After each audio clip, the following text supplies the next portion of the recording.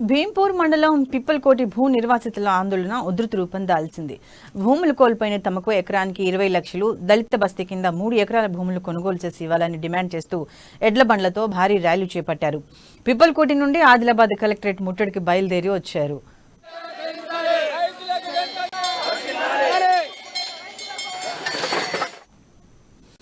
గత 6 రోజులుగా రిలే నిరాహార దీక్షలు చేస్తున్న అధికార పార్టీకి చెందిన ఏ ఒక్క ప్రజాప్రతినిధి గాని అధికారి గాని రాలేదని రైతులు ఆవేదన వ్యక్తం చేశారు.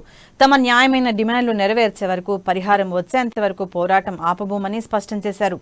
ఎడ్ల బండ్లతో ర్యాలీగా చేరుకున్న భూ నిర్వాసితులను, రైతులను ఆదిలాబాద్ జిల్లా కేంద్రంలోని ఆర్టీఐ కార్యాలయం వద్ద పోలీసులు అడ్డుకోవడంతో స్వల్ప ఉద్రిక్తత చోటు చేసుకుంది. రైతులకు పోలీసులకు మధ్య వాగ్వాదం జరిగింది. చివరకు 2 ఎడ్ల బండ్లకు మాత్రమే అనుమతి ఇవ్వడంతో రైతులు శాంతించారు.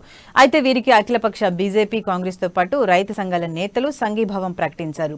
బీజేపీ రాష్ట్ర నాయకులు కంది శ్రీనివాసరెడ్డి రైతులకు తన సంపూర్ణ మద్దతు తెలియజేస్తూ ఇప్పటి మార్కెట్ ధరకు అనుగుణంగా ఎకరానికి 20 లక్షల నష్టపరిహారం చెల్లించాలని డిమాండ్ చేశారు.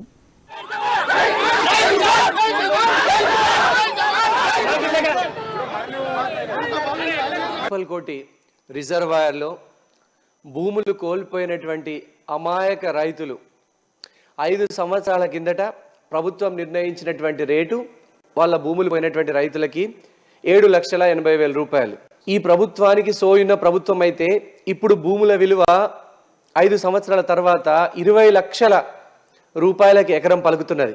5 సంవత్సరాలు మొద్దునిద్రపోయి వాళ్ళకి నష్టపరిహారం ఇప్పుడు ఇస్తున్నటువంటి ప్రభుత్వము 20 లక్షల రేట్ని ప్రతి ఎకరానికి ఇవ్వకపోతే గనక ప్రభుత్వంని, స్థానిక ఎమ్మెల్యేలను వీళ్ళందరినీ కూడా రైతన్నలతో అందరితో సహా ముట్టడించడానికి మేము వెనకాడం. రైతుల్ని, అమాయక రైతుల్ని దేశం కోసం, వాళ్ళు ప్రజల కోసం, రిజర్వాయర్ కోసం వాళ్ళ సొంత భూముల్ని, తాత తండ్రులు ముత్తలు సంపాదించినటువంటి భూముల్ని అద్భుతమైనటువంటి త్యాగం చేసి ప్రభుత్వానికి అప్పచెప్తే వాళ్ళ పొట్టగొట్టి వాళ్ళకి 5 సంవత్సరాల కిందటనే నిర్ణయించినటువంటి రేట్ని ఇస్తామనడం ఇది నిజంగా దారుణం.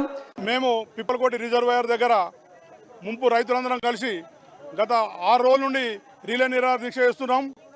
ఏ ఒక్క అధికారి కానీ, ప్రభుత్వ అధికారులు కానీ ఎవరు కూడా స్పందించకపోవడం, మా యొక్క రిలే దీక్ష శిబిరాన్ని సందర్శించకపోవడం చాలా విడ్డూరం.